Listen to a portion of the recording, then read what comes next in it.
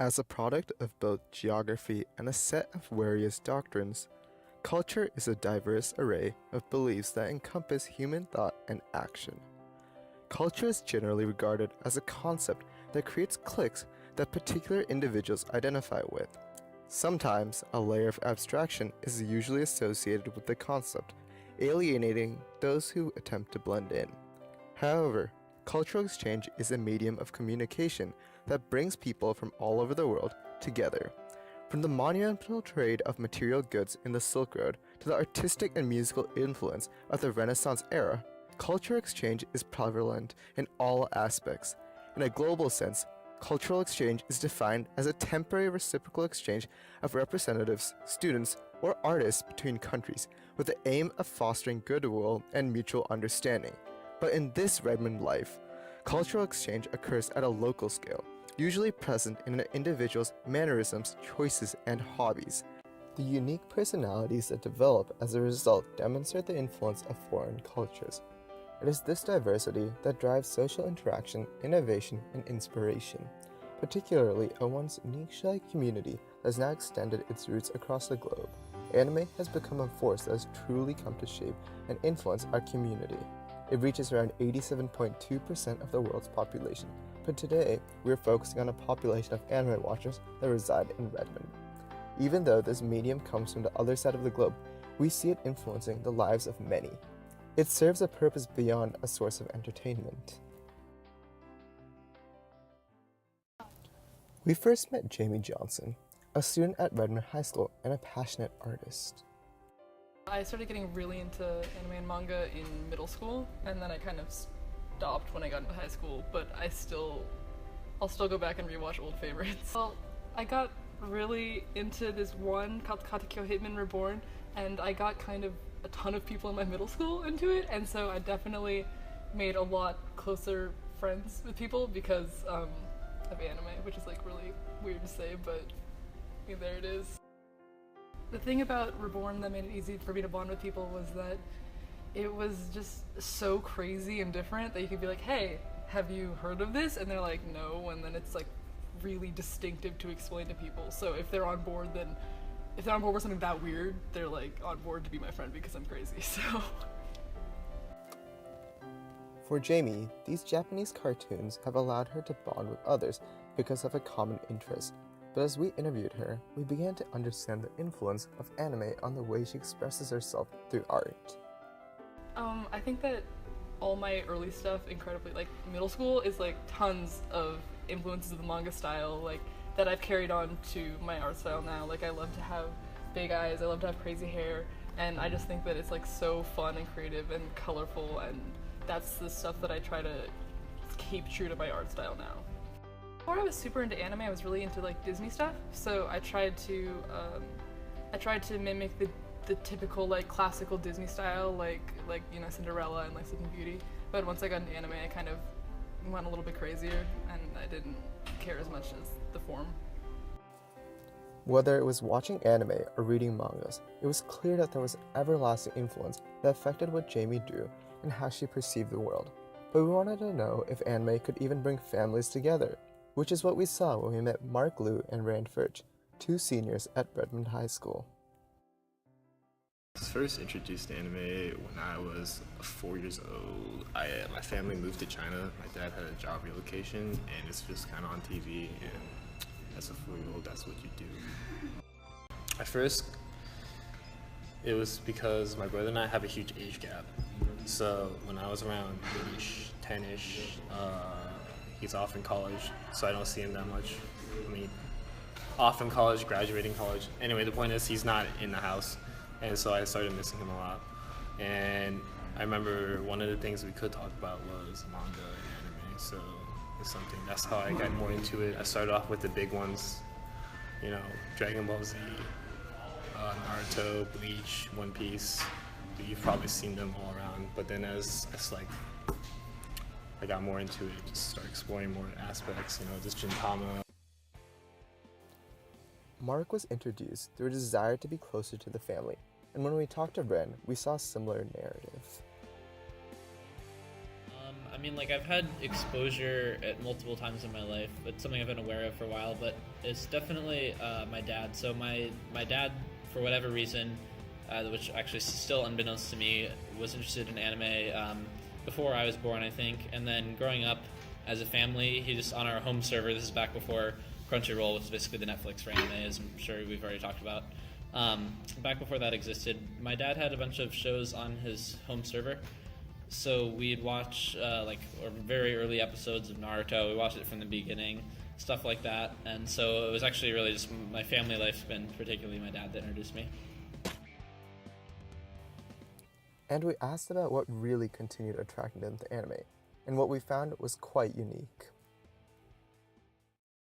There is manga or anime geared for different age groups. So if you're ever browsing categories, you have some that are specifically for older women, younger kids, teenagers, or like men specifically or women specifically, and they touch about different things. So like this is kind of just like archetypes, but like for a younger woman, it could be more like about teenage love or school life, stuff like you experience, like a teenage girl, at least in Japan or maybe throughout the world, could relate to. For more of like older guys, it would be more like something like a businessman struggling through middle-age crisis, or a story along that sort, because it's something that it appeals to, because there is a market. Since like I'm pretty sure not. I mean, even in Japan, it's like anime and manga is like more of a younger people thing. There are still people who read it like throughout their lives. I follow about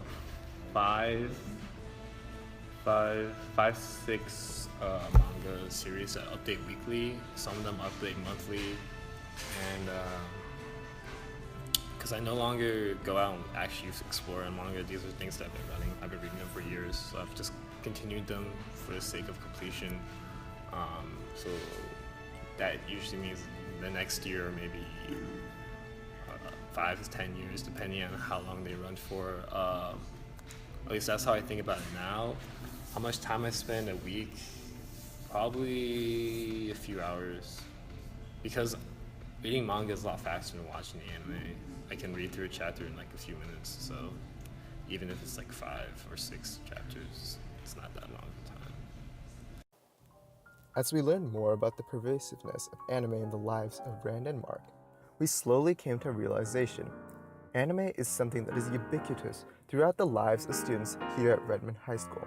It's more than just a silly cartoon, but it's something that has a purpose and truly can unite people for its wide and open culture. And when we thought we'd heard it all, we met Noah Yo, whose academics and interests have been shaped by anime. I have a family in Japan, specifically my uncle. When I was a little kid, I would go over during summer break or something, and we would go rent episodes of Pokemon. But they're all in Japanese. And I asked my uncle, why are they in Japanese? And he said it's because it's anime. And anime is Japanese. And then I just started watching it. I haven't watched as much as I did in maybe elementary or middle school. So as of now, I'm only following one series. So that means 1 20-minute episodes every 7 days. Well, when I watched anime, I got super invested into Japanese culture, and I wanted to be able to, watch these Japanese cartoons without having to read subtitles, because watching and reading is really hard. So I decided to take Japanese in 8th grade, and this year I'm taking the AP course in Japanese. Noah first got into anime when he was little, and ever since then, he has continued developing his passion for anime. But what we didn't expect to hear is why some people are scared to watch anime. Everyone in Japan watches anime because that's what they have. It's just like how everyone in America watches some insert arbitrary Netflix TV show here.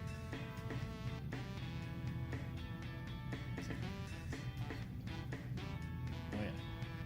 So actually, it isn't very uncommon or out of the ordinary to watch anime, but some of its many fans, which can be described as very cringy and we've like put a stigma on people who watch anime, and it makes us all look bad. So oftentimes I get very odd looks when I tell people that I watch anime.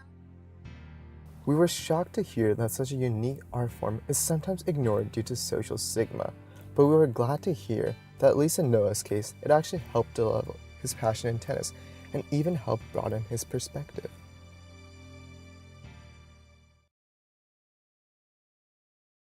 I mean, watching anime has definitely expanded my horizons and piqued my interest in several different ways, and I believe it has helped me become more open-minded, and I just take in a lot more information from all these different cultural aspects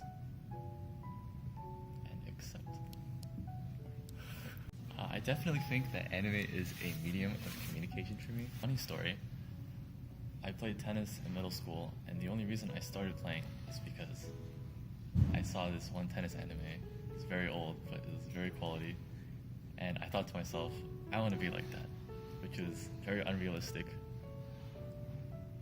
but it definitely influenced some aspects of my life. Through tennis, I've made lots of friends that I wouldn't have known otherwise because I didn't have any classes with them in middle school. And today, I played on varsity. I played varsity high school tennis. Doubles won. Anime is a driving force of communication, a common interest point with a wide array of topics to explore. Anime can foster a stronger family bond, providing an exhilarating plot, nuanced characters, or a unique style to talk about. The eclectic nature of anime provides limitless content, thereby allowing the art style to attain global prominence. Events like SakuraCon have served as the countless fans behind the iconic characters that represent anime today. Mark and Rand bring that to the local scene, showing how anime has helped them communicate with unfamiliar faces and strengthen familiar ties. Anime has not only served as a vehicle for social interaction, but is also a source of inspiration, whether it be artistic, musical, or something else. Because anime can be about anything from superheroes to tennis to romance, people are able to tap into the creative side. Furthermore, the big-eyed, colored hair paradigm provides new perspective to those familiar with Western-styled art. Artists like Jamie incorporated some of the art styles native to anime and created novel artwork. Essentially, anime has become a symbol of cultural exchange. The once Japan-centered source of entertainment has reached audiences across the world.